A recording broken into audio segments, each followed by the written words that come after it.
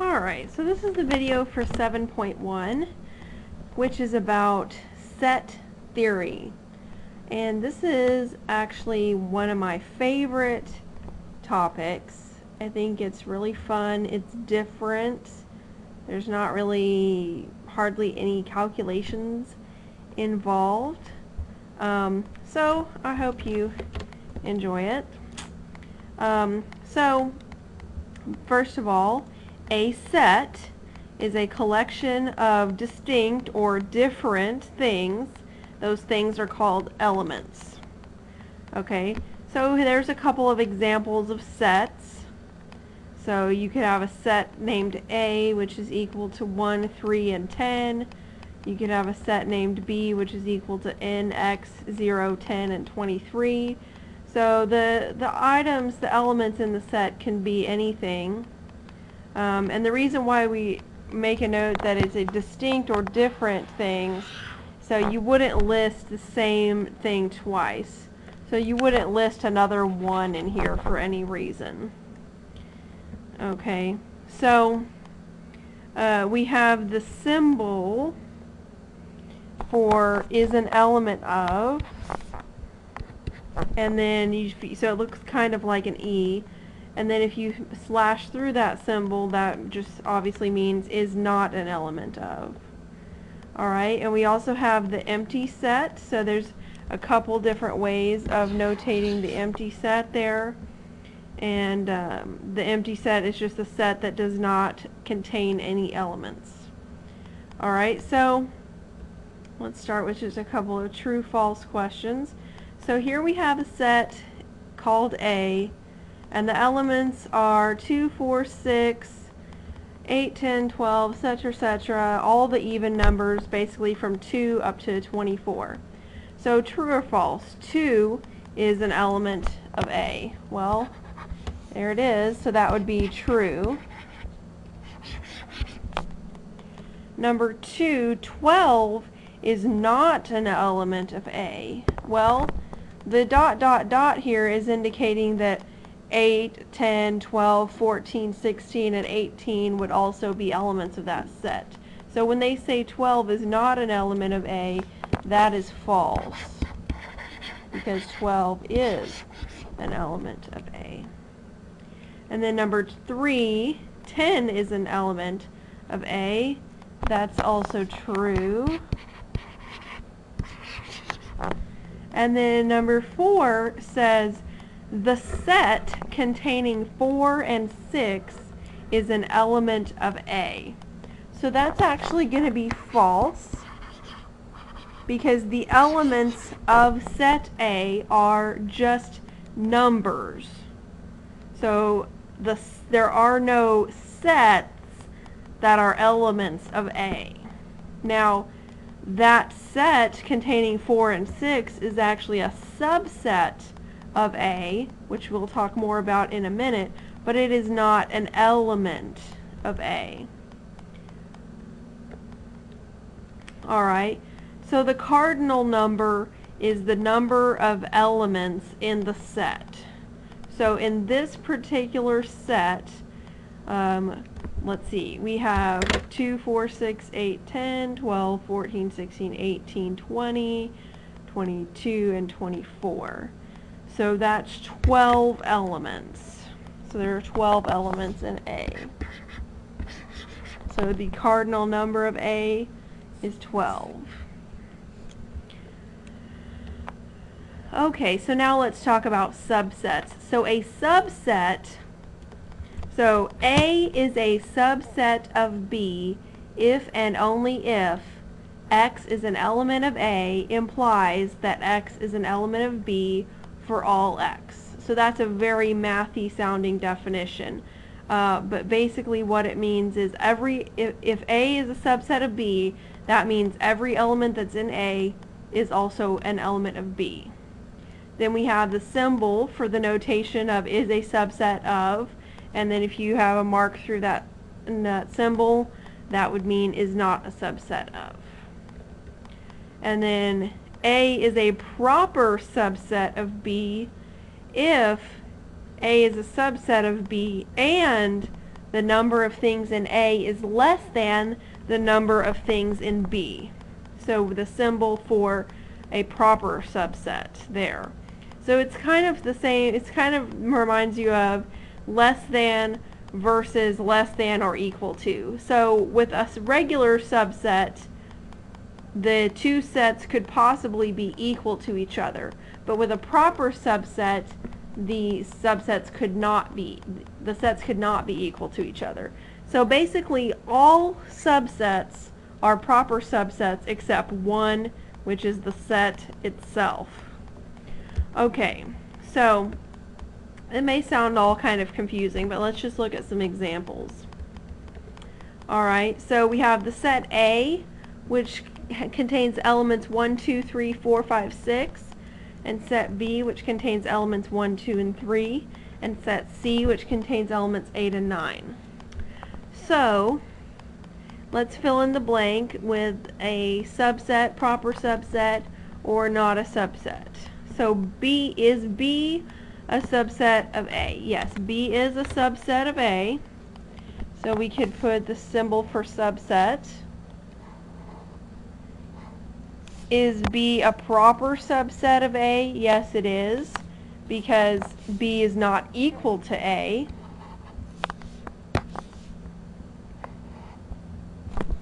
So it is a subset, it's also a proper subset.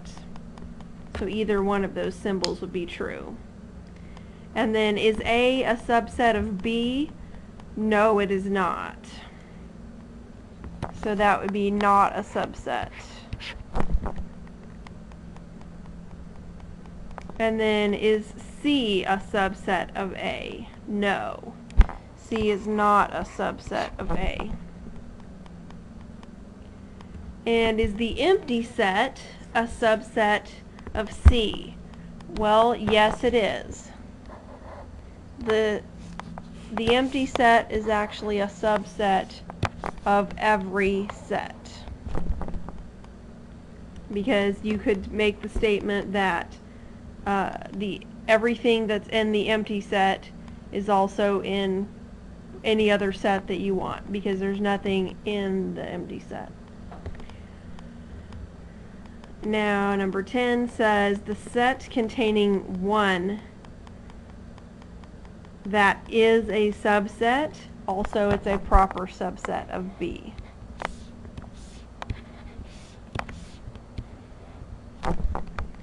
And then number 11, is C a subset of C? Yes, it is, but it's not a proper subset, but it is a subset.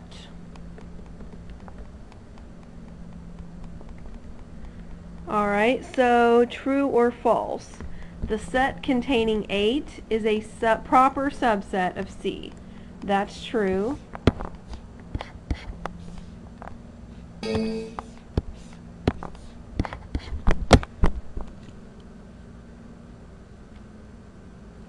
And then number 13 says 9 is a proper subset of C. Well, 9 is not a set. It's a number. So therefore 9 cannot be a subset of anything. So that's false. Okay, and then 14 says the empty set is a proper subset of A. That's true because the empty set is a subset of everything. Number 15 says B is a subset of the empty set. Well, that would be false because, for example, 1 is in B, but 1 is not an element of the empty set because the empty set has no elements. And then number 16 says the empty set is not a subset of C. That would be false because the empty set is a subset of every other set. Okay, list all the subsets of B. Okay, well, let's start with the empty set. Then let's list, so B, remember, contains 1, 2, and 3. So let's list all of the subsets that contain one element. So that would be the set containing 1, the set containing 2, and the set containing 3. And then let's list all the subsets that would contain 2 elements. So that would be the set containing 1 and 2, the set containing 1 and 3, and the set containing 2 and 3. And then finally we have one subset that contains 3 elements, which is 1, 2, and 3, which is also just the same thing as B itself. So if you would notice, there are 1, 2, 3, 4, 5, 6, 7, 8 subsets of B. So the number of subsets is equal to 2 to the power of the number of elements. So the number of subsets for this set has 6 elements. So the number of subsets would be 2 to the 6th power.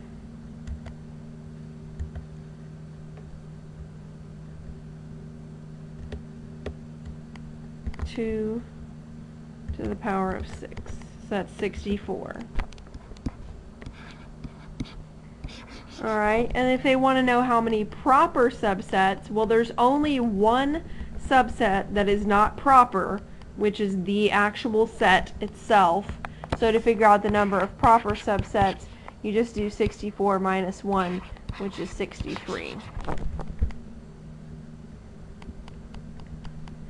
So number 19 says that A is the set of all OC students, B is the set of all female OC students, and C is the set of all married female OC students. So, true or false? C is a subset of A. So, married female OC students are OC students, so therefore this would be true.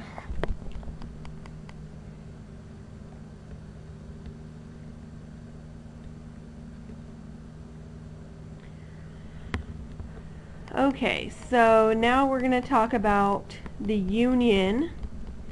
Okay, so the union of two sets, i.e. A union B, contains all of the elements of A plus all of the elements of B. So union is often associated with the word or. So if a thing is in A or if it is in B, then it is in A union B. So if we go from the example given at the very beginning of the notes where we had A was like 1, 3, and 10, and then B consisted of NX 0, 10, and 23, then the union of A and B equals all of those elements. Okay, so then the intersection of two sets, which is A intersection B, contains all of the elements that are in both A and B. So intersection is often associated with the word and. So if a thing is in A and it is in B, then it is in A intersect B. So with using the same example, A intersect B is just the set containing of 10. Because 10 was the only element that was in both sets at the same time. And then the complement of a set, okay, which is written with A and then like an apostrophe or something. So I would call that A prime sometimes, or A complement. It contains all of the elements of the universal set that are not in A. Alright, so you would in that case need to define what the universal set is in order to figure out the complement. Alright, so to figure these things out, it's really helpful to use a Venn diagram. Okay, so if this circle that's shaded with red represented set A, and the circle that's shaded with blue represents set B. Then the purple area would be A intersect B, and the entire shaded area is the union. Okay, and the box then would be considered the universal set. Okay, so let's find the union and intersection of the following pairs of sets. Okay, so let's see, what elements are in both? There, I'm going to just fill in the Venn diagram. So there's 1 is in both and 5 is in both. And then what other elements are in A? Well, we also have -7 and -3. And what other elements are in B? We have 9 and 13. So that would be my Venn diagram. So then the union is -7, comma, -3, comma, 1, comma, 5, comma, 9, comma, 13. And that is the union. And then the intersection is just where they overlap. So that's 1 and 5. Alright, so let's do another one. Okay. So let's see. In this case, the sets don't have anything in common. So the intersection would be the empty set. So there wouldn't be anything in here. So we just have A, E, I, O, U, and over here we have C, D, F, G.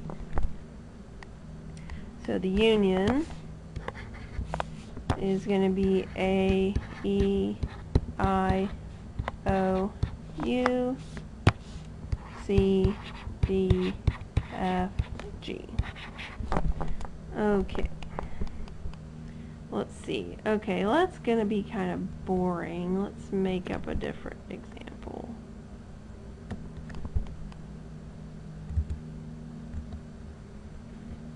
Alright. Alright, let's make up. I'm going to just make up another one on the fly here. Let's see.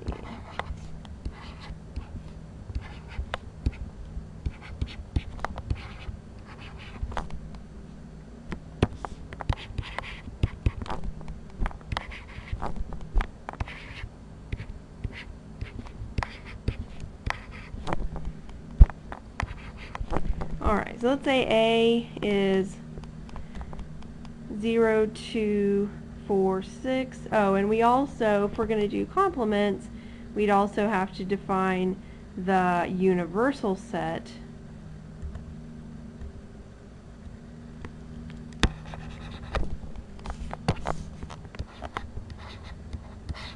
So let's say that in this case, the universal set was equal to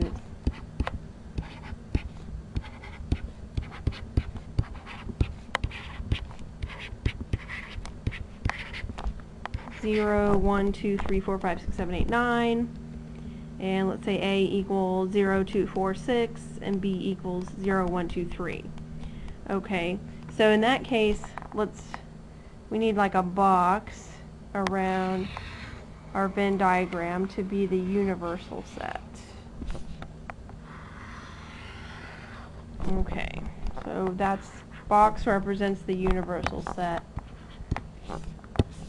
Alright, so what do they have in the intersection? Let's just fill in the Venn diagram. So they both have 0, and they both have 2. Alright, so that's the intersection. And then what do they have? So what other elements does A have? A also has 4 and 6. B also has 1 and 3. Okay, and then what elements would be what other elements are in the universal set that are not in A and they're not in B. So we would have a 5, and we would have 7, 8, and 9.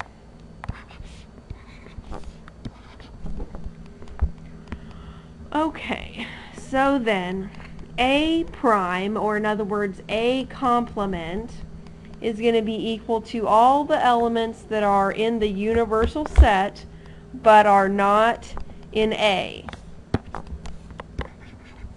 So that would be 1, 3, 7, 8, and 9. And B prime, that's all the elements that are in the universal set that are not in B. So that would be 4. Oops, I think I forgot 5 up there. Forgot the 5. So on A prime we got 1, 3, we got 5, 7, 8, and 9. Okay, and then for B prime we have 4, 5, 6, 7, 8, 9.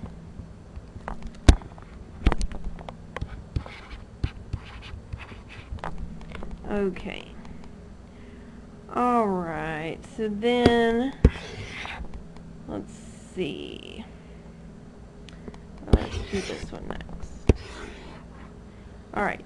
A prime intersected with B. Alright, so since we already have A prime written down, we're just looking at what would be the intersection of these two sets. So things that are not in A but are in B. Okay, so that's basically just going to be 1 and 3.